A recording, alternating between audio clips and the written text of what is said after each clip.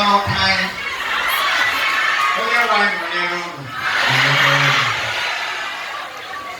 amara n'ogene ogene ya tobi dị mma amara n'ogene ogene ya tobi dị mma.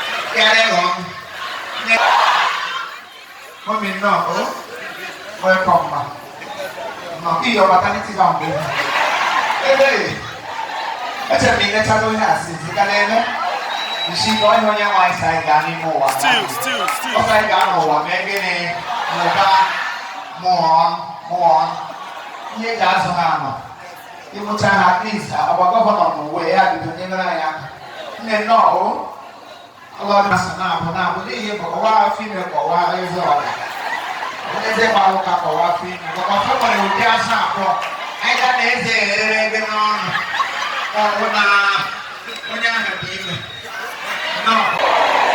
isi ga-atala nchara esiri isi abụọ dị abụọ ma anyị isi oke ibu kwa mmadụ ga-agba ụgwọ isi a nwoke nke eriela ahụ maka oripere ụzọ oriri mgbe oripere na eripere nnọọ wig gị ka atala ihe wig ka mgbe last year dị ka na-ekpolitekwa ga-emepe ya n'isi n'aha Jizọs ngwa bịa kọm bịa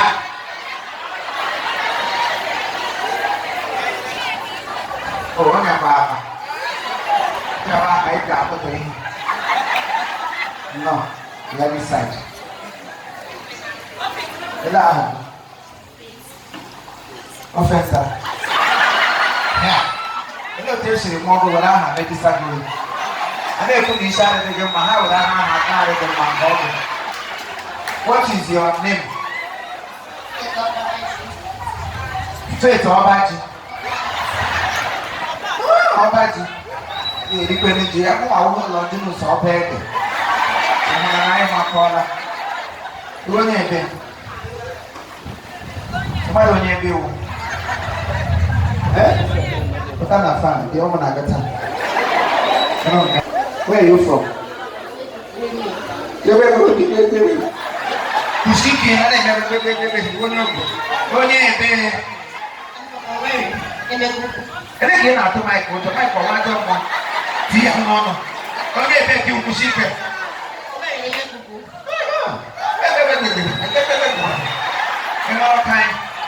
kwụsị ike asụrụ ndụ bekee maka iji aka ntị na amapụ gị English n'ọrụ mmadụ kwanụ tell you mmadụ kwanụ Allah pagi. Look at it.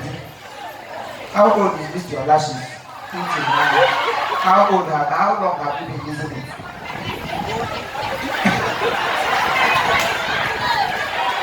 Who can I?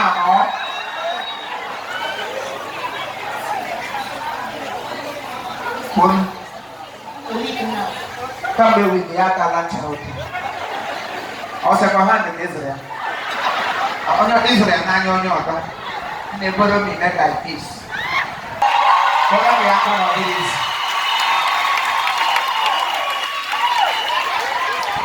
Sometimes, if you call people like this, they will be shy to come out. If my body had a put here in a good toilet, latrine, public toilet, any shit at it's not even if you're married, you need to keep yourself very neat. Think of what I remember, we all are on that street, when we get back, very stumpy. When you're getting out of my other person, my younger, only the one I never have I'm just using one as an example.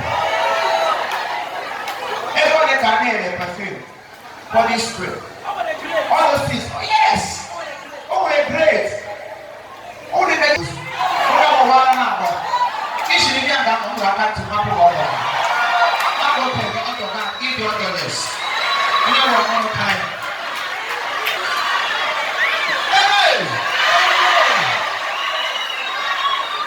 let's call a spade a spade. Go out there and they look good.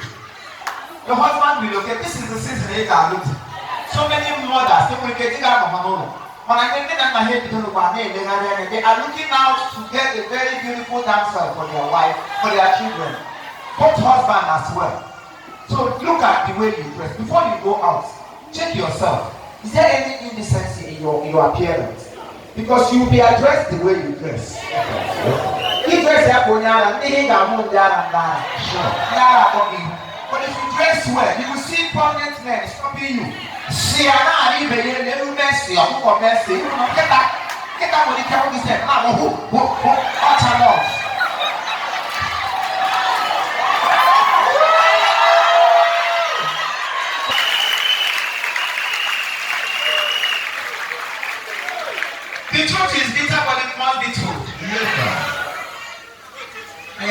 compromise. If you like, you can unfollow me. I don't care. God is following me. I'm okay. Come on, Chineke ga bogas ko wani ne maybe ni bogas. Matonye chuku bogas to waya jomo. I remembered how I started. It was not easy for me. Hatred everywhere. I was saying we'll go back to. Is it not madness? Am I from? Can you hear me make it when you go long? Somebody say God forbid. God forbid. Yeah, I'm going to be a young man like that. I don't know an elderly person who not working. I see that all worker. Next young man like us. Oh, when you're around, I don't want to your lives. Live and let live. Oh, you know what? So, when you believe in it, I'm sorry. Image your lamp. Chicken, what happened to you? My life and not. So many families today have been killed. They will not them married because of him. But you just let him name when he shit. Come on, sorry, come on, they have money to spend in the court, but their children cannot go to school. Isn't that madness? Am I talking to people here? Chineke ga-agụzi ezinụlọ niile n'ebe a taa. Onweghị ihe chọrọ bịa ebe a taa ga-esokwa gị ala. Because it is only in the presence of God you can find joy. Ihe ọbụla ọbụla abịa your way. Mana gị taa aka ị expect ọ dị tara aka ị. Ọmụọ na ma ọmụọ. Onye ọbụla anọ here as far as you have God as your number one. Okay, bless you. You go find God that Chineke to trust you. Material mission. Not 2 days. Yare kega na uhe. Give popo gaga ma ko he yare ko uhe. Give popo gaga man da ba. Misha man da give popo mudi mudi shi mudi give popo ba ma gishi ba ma ko ba ma ku. Chami ye ata ni gaga mo ni de wo. Giga fo me la ko ni. What the giga de give panye se ba da na di kichi. Wa ga kwa mo. Yo ma ko do sa ya so ko ya ke ko fo.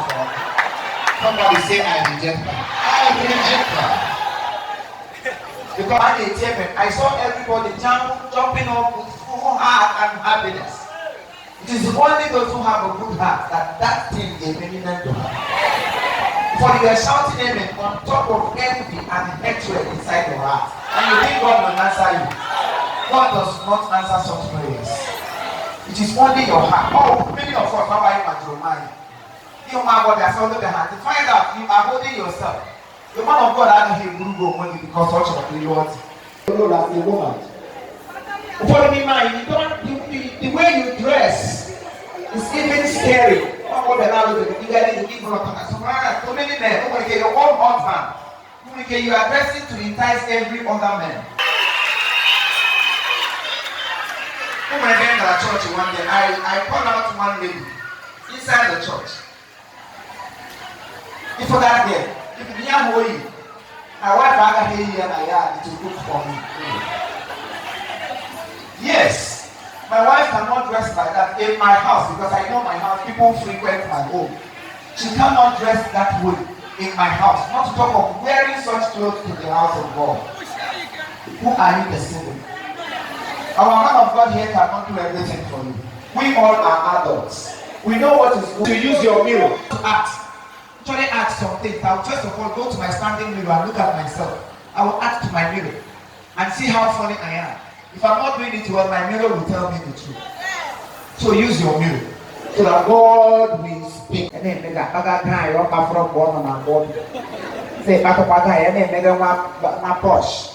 If you can turn and you will now the cover. Walk there, yeah, so that people need this sharp with interest and I'm up. Washing goes in her name. Why I'm saying this is that someday, every day you sow seed. Before now, I want them to drop a seed to tap blessings because before he wanted anything, not be food in. So many people abandon their programs today to be here because of God and because of one problem or the other. Today I'm not going again. I would always shout to answer your prayers. For the when you can say, that man and say, the man husband, If I was small guy, I get a put in. He making get water because one day is for everybody that is alive. Yes. Out of all the years, there must be a year for you. There must be a day for you, and there must be a month for you. God bless you. So you are willing, amen. Once you have God, you have everything. Some people see me, I'm a comedian, yes, but a comedian with difference.